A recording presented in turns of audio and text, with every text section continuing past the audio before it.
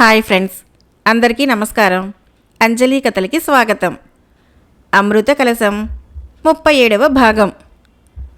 ధనుంజయుడు పూజా మందిరం క్రింద ఉన్న గదిలోకి వెళ్ళి రత్నాల ఖడ్గాన్ని, విచిత్ర నేత్రాల్ని తీసుకొని పూజా మందిరం వెలుపలికి వచ్చాడు.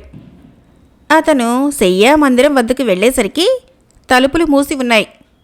గడపలో మంత్రి అవతలగా కొందరు ఉద్యోగులు నిలబడి ఉన్నారు. ధనుంజయుడు అందర్నీ అదోలాగా చూసి గది తలుపులు తీసి లోపలికి వెళ్ళి తలుపులు మూశాడు. కిటికీలు కూడా మూసేశాడు. కానీ మృత కళేబరంకి గాలి వచ్చే నిమిత్తం ఉంచిన మార్గం మాత్రం మూయలేదు. ఇప్పుడు నేను చేయవలసిన పనేమిటో సెలవిస్తారా అడిగాడు. నువ్వు వెంట తెచ్చుకున్నవి అమూల్యమైన వస్తువులు. వాటి ప్రభావము నీకు ఇదివరకు తెలిసే ఉంటుంది. కొంతకాలము నువ్వు రాజ్యాన్ని విడిచిపెట్టు. పరిపాలన గురించి ఆలోచించకు. తదుపరి నీ సింహాసనం నీకు ఉంటుంది. నీ ప్రజలు సుఖశాంతులతో ఉంటారు అన్నది మృత కళేబరం. ఇప్పుడు నేను చేయవలసిన కర్తవ్యం ఏమిటి? ధనుంజయుడు అడిగాడు. అదే చెప్పబోతున్నాను. నేను అప్పగించబోయే పనికి నువ్వు కానుకగా పొందిన వస్తువులు 2 సహాయపడతాయి. నన్ను తక్షణము ఇక్కడి నుంచి తీసుకువెళ్ళు. నిర్మానుష ప్రదేశంలో ఉంచు. తర్వాత విషయము విచారించుతాను అన్నది మృత కళేబరం. ధనుంజయుడు ఆలస్యం చేయదలుచుకోలేదు. మంత్రి లోపలికి అడుగుపెట్టగానే, మహామంత్రి, నేను ఇక్కడికి వచ్చిన పని అయిపోయింది. మృత కళేబరంతో సహా తిరిగి వెళ్తాను. ఈ మృత కళేబరాన్ని తీసుకువచ్చినందువలన నగరానికి మేలు కలుగుతుంది అని నమ్మకంగా చెబుతున్నాను. వివరం తిరిగి వచ్చాక తీరిగ్గా విశదపరుస్తాను అని ఆగాడు ధనుంజయుడు. అది కాదు ధనుంజయ, మంత్రి ఏదో చెప్పబోయాడు. ఇప్పుడు నాకేం చెప్పవద్దు మహామంత్రి. ప్రస్తుతము నా వారిని ఎక్కడున్నా రక్షించుకోవాలనే దీక్షతో ఉన్నాను. ఈ సందర్భంగా మీరు ఏది చెప్పినా నా చెవికి ఎక్కదు. నేను తిరిగి వచ్చే వరకు నా బాధ్యత స్వీకరించి నా ప్రజలకు ఎలాంటి ఇబ్బంది కలగకుండా పరిపాలన మాత్రం సాగించండి అని మంత్రిని చూశాడు. మంత్రి సరేనన్నట్లు తల ఊపాడు. ధనుంజయుడు తిరిగి మృత కళేబరాన్ని భుజాన వేసుకొని అంతఃపుర భవనం నుంచి బయటకు అడుగుపెట్టాడు. అతని కోసమే నిరీక్షిస్తున్నట్లు గుర్రము వీధివాకిట సిద్ధంగా ఉంది. మృత కళేబరాన్ని పరుండబెట్టాడు. ఆ వెంటనే తను గుర్రం మీదకి ఎక్కి కూర్చొని చేతపట్టిన కళ్ళాన్ని విదిలించాడు. గుర్రం బయలుదేరేసరికే సంధ్యా సమయం కావటంతో అరణ్య ప్రాంతం చేరేసరికి అర్ధరాత్రి అయింది. మృత కళేబరాన్ని ఒక చెట్టు కింద పరుండబెట్టి తాను పక్కన కూర్చొని తీవ్రంగా ఆలోచిస్తున్నాడు. అతనికి నిద్ర పట్టడం లేదు.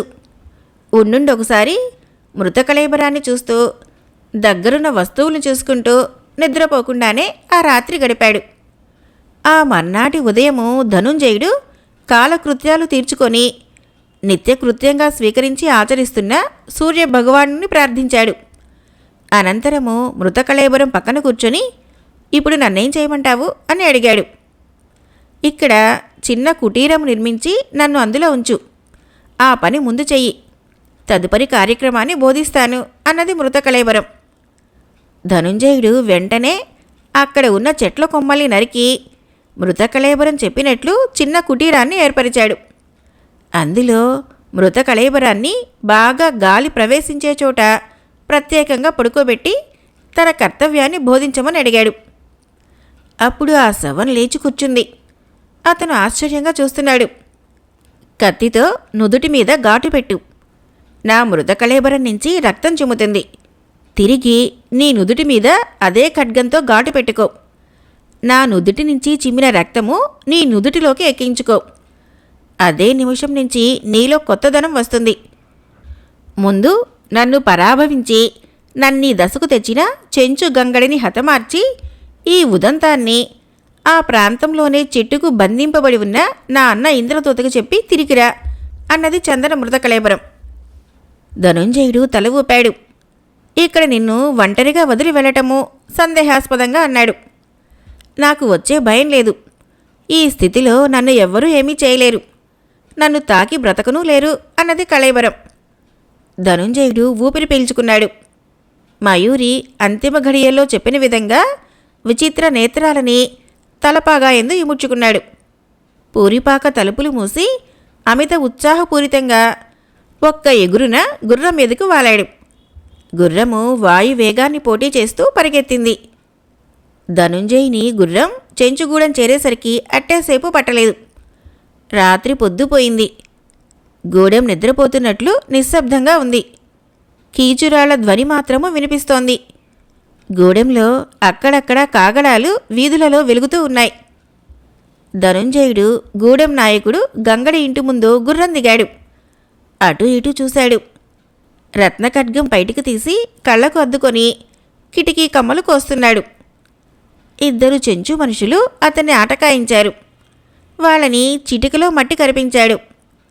అనంతరము కిటికీ కమ్ములు కోసి లోపలికి దిగాడు. వెదురుబద్దలతో అందంగా అమర్చబడిన మంచం మీద పడుకొని నిశ్చితంగా నిద్రపోతున్న గంగణ్ణి చూసి ఈర్ష్యాపూరితమైన నవ్వుని విసిరాడు. ఆ వెంటనే ఎడం చేతిని అతని గుండెల మీద ఉంచి కప్పుకున్న దుప్పటిని పట్టి విసురుగా గుంజి అవతల పడేశాడు. గంగడు తుళ్ళిపడి లేచాడు. అతని కళ్ళు తన గుండెలకు సూటిగా మెరుస్తూ కనబడే ఖడ్గాన్ని బిత్తరబోయి చూస్తున్నాయి. నేనెవరో తెలీదా అని అడిగాడు. గంగడు లేవబోయాడు. ధనుంజయుడు పట్టిన ఖడ్గము సూటిగా ఉండటంతో కత్తిని ధనుంజయుడిని మార్చి మార్చి చూస్తున్నాడు. నువ్వు చేసిన ఘోరం క్షమించరానిది. అయినా నిరాయుధుణ్ణి చంపడం నాకు అలవాటు లేదు అని అవతలగా గోడకు వ్రేలాడుతున్న కత్తిని గుంజి గంగడు మీద పడవేశాడు. గంగడు లేచి నిలబడి చేతపట్టిన ఖడ్గము ధనుంజయుడి వైపు గట్టిగా విదిలించాడు. ధనుంజయుడు అంతకు మించిన ఆవేశంతో అతని కత్తికి కత్తి కలిపాడు. రెండు కత్తులు ఢీకొన్నాయి. కళ్లకు కళ్ళు కలిసి కఠినంగా చూస్తున్నాయి. ఆయువు మూడినవాడివి కనుకనే నా మీదకు కత్తి దూశావు. నీకింక భూమి మీద నూకలు లేవు అన్నాడు గంగడు. అవి లేకుండా చేయటానికే వచ్చాను అదే స్థాయిలో చెప్పాడు. ఎవరు నువ్వు? గంగడు అడిగాడు. నువ్వు చేసిన కిరాతక కృత్యము నీ పాలిట మృత్యువుగా నన్నిక్కడికి పంపించింది. నీ గూడెం ప్రజలందరూ ఏకమైనా నిన్ను రక్షించలేరు అన్నాడు ధనుంజయుడు. ఇద్దరూ ఉద్రిక్తులై పోరాడుతున్నారు. చాలాసేపటికి గంగడు అశక్తుడై క్రిందకు పడ్డాడు. ధనుంజయుడు అతన్ని కదలకుండా బంధించి మోసుకెళ్ళి తన గుర్రం మీద పడేసి తను గుర్రం మీద కూర్చొని పోనించాడు. అంతలో గూడెం వాళ్ళు తమ గుర్రాల మీద వెంటాడుతున్నారు. వెనక తరుముకు వచ్చేవాళ్లను కనిపెడుతూ అంధకారాన్ని చీల్చుకుంటూ గుర్రాన్ని ముందుకు దూకించుతున్నాడు ధనుంజయుడు. వెనక తరుముకు వస్తున్న వాళ్ళు మరీ చేరువ అయ్యారు. తెలివిగా తన గుర్రాన్ని పొదచాటుకు మళ్లించాడు ధనుంజయుడు. అది గ్రహించని గూడెం మనుషులు ముందుకు పోయారు. మృత కళేబరాన్ని ఉంచిన గుడిసె ముందు గుర్రాన్ని ఆపాడు. బంధించి గుర్రం మీద వేసి తీసుకువెళ్లిన గంగడిని గుర్రం మీద నుంచి కిందకు దొర్లించాడు. అతను ఎవరో, ఎందుకు అలాగ చేస్తున్నాడో ఎంత ఆలోచించినా మెదడుకు తట్టలేదు. తను ప్రస్తుత పరిస్థితిలో అశక్తుడు. తప్పించుకునేందుకు మార్గాల గురించి ఆలోచిస్తున్నాడు. అంతలో ధనుంజయుడు అతన్ని రెక్కపట్టుకుని గుడిసెలోకి ఈడ్చుకుపోయాడు. జుట్టు మెలేసి నిలబెట్టాడు. అతని తలను చేతబట్టి గట్టిగా వంచి ఆ మృతకళేబరం ఎవరిదో చూడు అన్నాడు. మృతకళేబరాన్ని గుర్తుపట్టాడు. అతను ఎవరో తనకు తెలియకపోయినా పగ ఎవరికోసమో అతను సాధించదలిచాడో బోధపడింది. అతనికి ఆమెకు ఉన్న సంబంధం మాత్రం అర్థం కాలేదు. తను పెదవి కదిల్చి మాట్లాడలేదు. రెప్పవాల్చక ధనుంజయుడిని చూస్తున్నాడు. ధనుంజయుడు అతన్ని గుడిసెలోనే కదలటానికి వీలు లేకుండా బంధించాడు. మృత కళేబరం వైపు నడిచాడు. నిన్ను పరాభవించి నీ శీలాన్ని అపహరించి నీ చావుకి కారకుడైన తుచ్చుడు గంగణ్ణి దొంగచాటున నక్కి బంధించి తీసుకురాలేదు. ఖడ్గయుద్ధంలో పోరాడి మరీ తీసుకువచ్చాను. నిజం చెప్పించమంటావా అడిగాడు. చెప్పించు అన్నది మృత కళేబరం. నువ్వు చందన శీలాన్ని చెరిచావు. అంతటితో నీ ఆవేదన చల్లారక స్వేచ్ఛగా అనుభవించమని నీ మనుషులకు అప్పగించావు. వాళ్ళు ఈగల్లాగా ముసిరారు. మనిషి అని మరిచారు. రాక్షసుల కన్నా నీచంగా ప్రవర్తించి ఆమె చావుకు కారకులైనారు. అవునా కాదా అడిగాడు. అవును అని ఒప్పుకున్నాడు గంగడు. నీకు విధించబోయే శిక్ష ఏమిటో తెలుసునా? సూటిగా అడిగాడు ధనుంజయుడు. గంగడు మాట్లాడలేదు. ఆజ్ఞ అని మృత కళేబరం వంక చూశాడు. వాడు చేసిన దురంతానికి నేను రాల్చిన ఒక్కొక్క కన్నీటి బుట్టికి ఒక్కొక్క తూటు చొప్పున నీ రత్న ఖడ్గంతో అతని శరీరం అంతటినీ తూట్లుపొడు. ఆ దుష్టుడి శవాన్ని మా అన్న ఇంద్రదూత బంధించిన చెట్టుకు వేలాడది అన్నది మృతకళేబరం. మన్నించమని అంతిమ ఘడియల్లో ఆశ్రయించాడు గంగడు. ధనుంజయుడు వినిపించుకోలేదు. ఎత్తిన కత్తి దించకుండా శరీరమంతా తూట్లు పొడిచాడు. చిత్రవధ కాబడిన గంగడు తల వాల్చేశాడు. అయిపోయాడు. రక్తంతో తడిసిన కత్తిని చూస్తున్నాడు ధనుంజయుడు. ఆ కత్తిని కడగకు, అలాగే వరలో పెట్టుకో. ఈ రాక్షసుడి శవాన్ని అన్న బంధించబడిన వృక్షానికి వేలాడదీసి చంపిన కారణం చెప్పు. ఆ తర్వాత నువ్వు చేయవలసిన పని నీకే గుర్తుకు వస్తుంది. ఆచరణలో పెట్టు, ఎక్కడా వెనక్కి తిరక్కు అన్నది. నువ్వు బతికేదెప్పుడు? ధనుంజయుడు అడిగాడు. మా అన్న ఎప్పుడైతే వృక్షం నుంచి విముక్తుడైతాడో అప్పుడే తిరిగి బతుకుతాను. అంతవరకు నేను ఇలా ఉండి తీరాలి. నీకు విజయం ప్రాప్తించుతుంది. మహావీరుడు అవుతావు, వెళ్ళిరా అన్నది మృతకళేబరం. ధనుంజయుడు రక్తమయమై ఉన్న గంగడి శవాన్ని గుర్రం మీద వేసుకొని తన వద్ద ఉన్న విచిత్ర నేత్ర సహాయంతో ఇంద్రదూతను బంధించి ఉంచిన చెట్టును చూశాడు. గుర్రాన్ని వేగంగా పరిగెత్తించాడు. మృతకళేబరం చెప్పినట్లు గంగడి శవాన్ని ఇంద్రదూతను బంధించిన చెట్టు కొమ్మకు వేలాడదీశాడు. అనంతరము గంగడు చేసిన దురాగతాన్ని, చందన మారిన తీరును ఇంద్రదూతకు విశదపరిచాడు ధనుంజయుడు. ఇంద్రదూత కంట తడి పెట్టాడు. ధనుంజయుడు గుర్రం వద్దకు వెళ్ళాడు. గుర్రం మీదకు ఎక్కబోతూ ఉండగా తను ప్రేమించబడిన స్వర్ణ, తన అన్న సంజయుడు గుర్తుకొచ్చారు. ఆ ఇద్దరూ ఎక్కడ ఉన్నా రక్షించి తీరాలనుకున్నాడు. గట్టిగా నిట్టూర్పు విడిచాడు. వీరరత్నమా, ఎప్పుడన్నా ఇక్కడికి వచ్చి చందన పరిస్థితిని చెప్పిపోతూ ఉండు ఇంద్రదూత అన్నాడు. నా చేతి మీదుగా చంపిన దుష్టుల తలలన్నీ ఈ చెట్టునకే వ్రేలాడదీస్తాను. నాకేదన్నా అపజయం ప్రాప్తించితే నా శవం దానికదే వచ్చి ఈ చెట్టునకు వ్రేలాడుతుంది అన్నాడు ధనుంజయుడు. అలా అనుకున్నాయనా, నువ్వు మహావీరుడిగా పేరు ప్రతిష్టలు ఆర్జించగలవు. మీ వంటి పెద్దల ఆశీర్వచనం ఉంటే చాలు తృప్తిగా అన్నాడు ధనుంజయుడు. ఈశ్వరానుగ్రహం నీకు ఎల్లప్పుడూ ఉంటుందని నా తలంపు ఇంద్రదూత అన్నాడు. ధన్యుడను అని నమస్కరించి ఎగిరి గుర్రం మీద కూర్చున్నాడు ధనుంజయుడు. ధనుంజయుని గుర్రం పరిగెడుతోంది. గుర్రం పరుగుని మించిన వేగంగా సంజయుడు స్వర్ణలను చూడాలనే ఆతృత ఎక్కువైతూ ఉంది. ఎవరు ఎక్కడ ఉన్నది తెలుసుకోవాలని ఆలోచించుకుంటూ ముందుకు సాగి వెళుతున్నాడు ధనుంజయుడు. గుర్రము నురగలు గక్కుతూ వేగాన్ని లెక్క చేయకుండా పరిగెడుతోంది. క్రమేపీ పరిగెత్తే గుర్రానికి పైన కూర్చున్న ధనుంజయుడికి కూడా అలసట బయలుదేరింది. అప్పటికే రాత్రి అవటంతో కొంత విశ్రాంతి అవసరమని తోచింది. గుర్రం ఎదిరించి దిగి చుట్టూ చూశాడు. తెల్లని వెన్నెల కాంతితో చెట్టు కొమ్మల నుంచి తనకు దోబూచులాడుతున్న చంద్రుని చూసి నవ్వుకున్నాడు.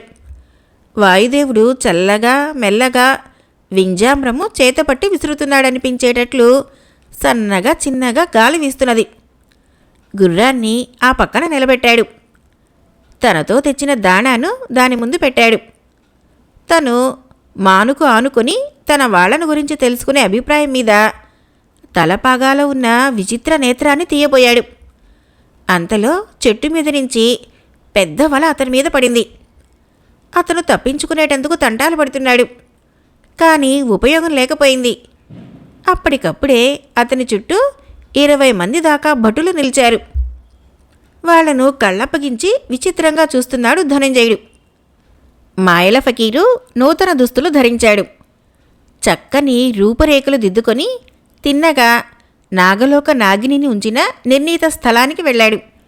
ఫకీరు వెళ్ళేసరికి నాగిని కుమిలి ఏడుస్తూ దిగులుతో దిగాలు పడి ఉంది. అంత అవస్థ ఎందుకు? ఒక్కసారి సరేనని మక్కువ తీరిస్తే అటు నువ్వు ఇటు నేను నిర్విచారంగా గడపవచ్చును. వెంటబడి అడుగుతున్నాను, అంత మూర్ఖంగా కాదనరాదు. కొంత కాకపోయినా కొంతైనా పట్టు విడుపులుండాలి.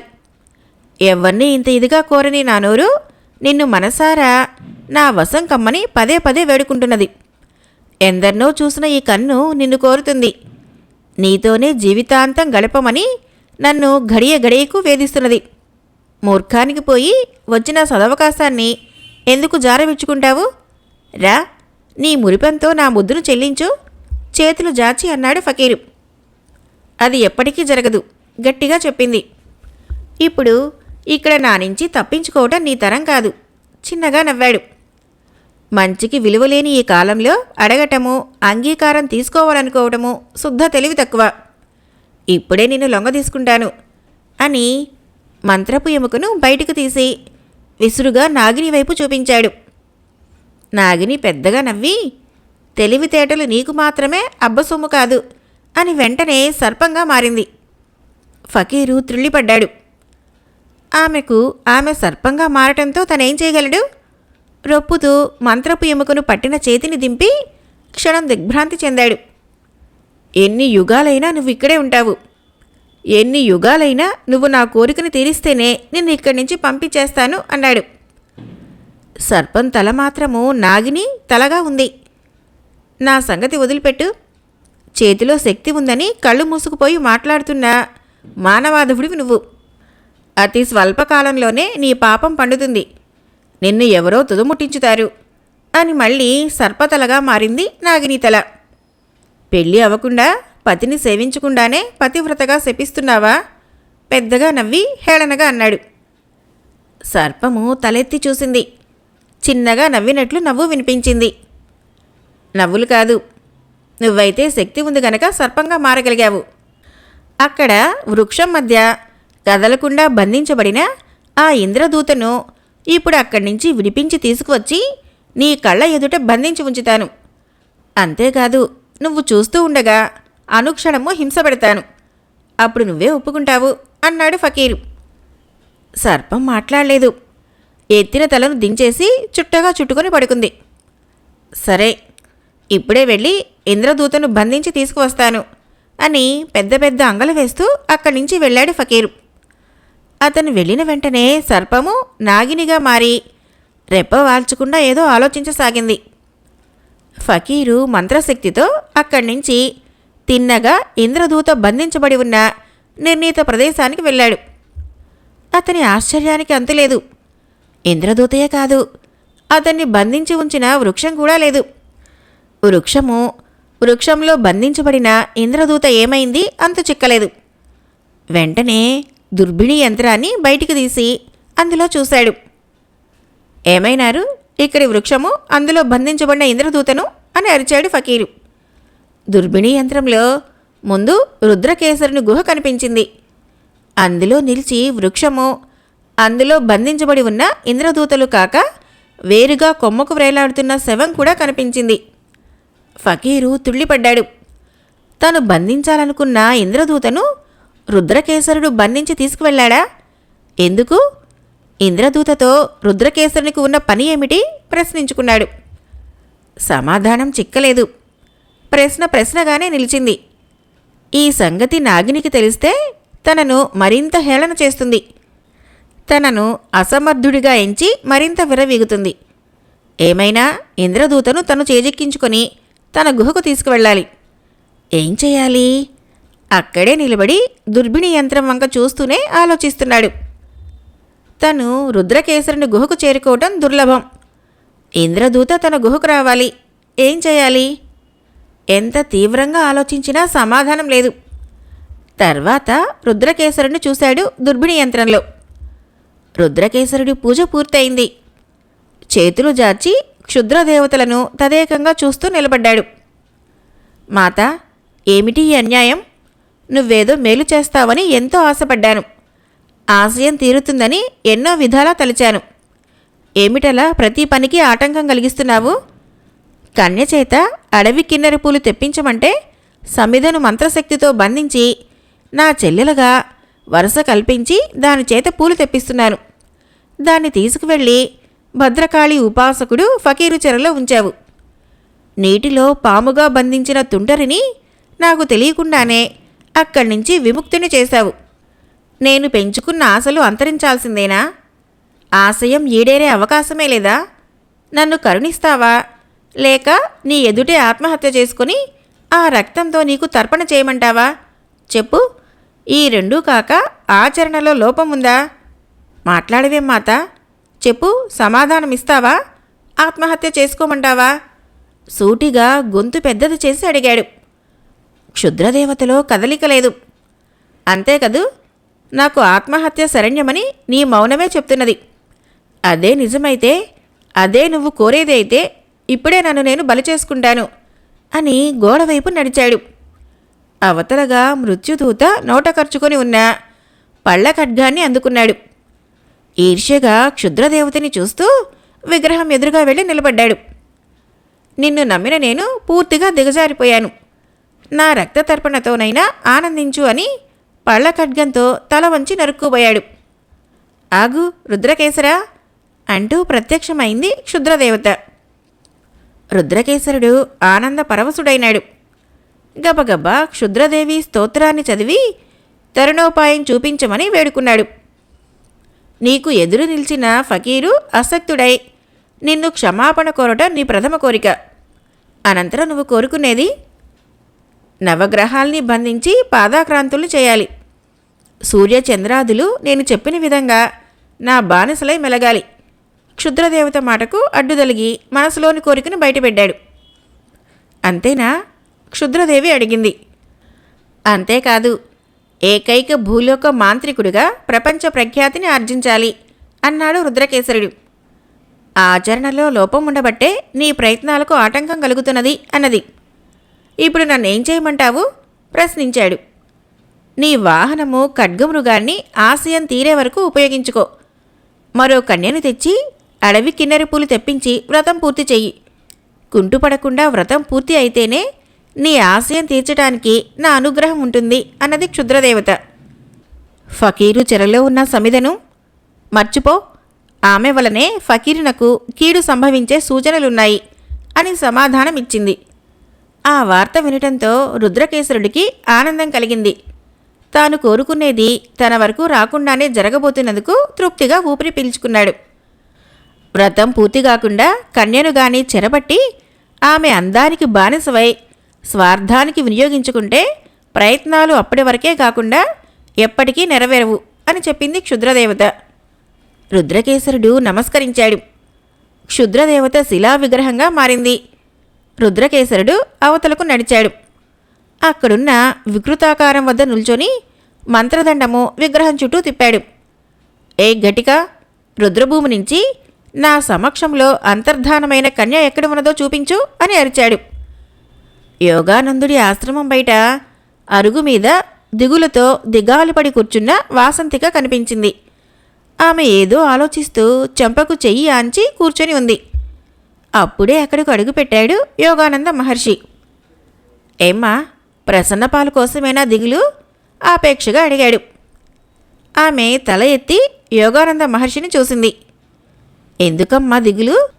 ప్రసన్నపాలు నిన్ను ఎప్పటికైనా వచ్చి స్వీకరించి తీరుతాడు అన్నాడు. ఎందుకు తాతయ్య, మనస్సుకు తృప్తి కలిగించాలని చెబుతావు? మొదటి నుంచి నేను దరిద్రురాలనే. కన్నతల్లిని పురిట్లో ఉండగానే పోగొట్టుకున్నాను. పెంచిన తండ్రికి కాకుండా పోయాను.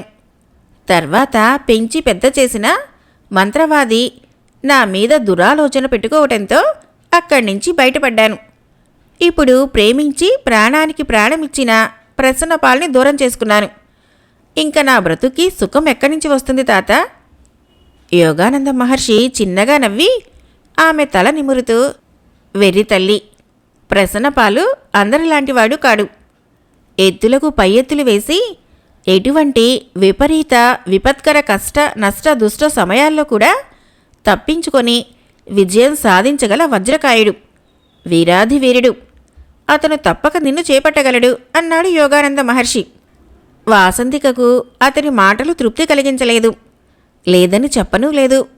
బరువుగా నిట్టూర్చి లోపలికి వెళ్ళబోయింది. వాసంతిక, యోగానంద మహర్షి అన్నాడు. వాసంతిక ఆగి అతని మాటను వినేటందుకు కుతూహలం లేనట్లు తల తిప్పి చూసింది. కొలనుకు వెళ్ళి మంచి తీర్థం తెస్తే పూజ పూర్తి చేసుకుంటాను తల్లి అన్నాడు. వాసంతిక సమాధానం ఇవ్వలేదు. లోపలికి వెళ్ళి మట్టి కుండను తీసుకుని బయలుదేరింది. ఆమె వేగంగా నడిచి వెళ్ళి కొలనులో నీళ్లు ముంచుకొని వెనక్కి తిరిగి వడ్డున చేరబోయి దాపున నిలబడి ఉన్న రుద్రకేసరుణ్ణి చూసింది.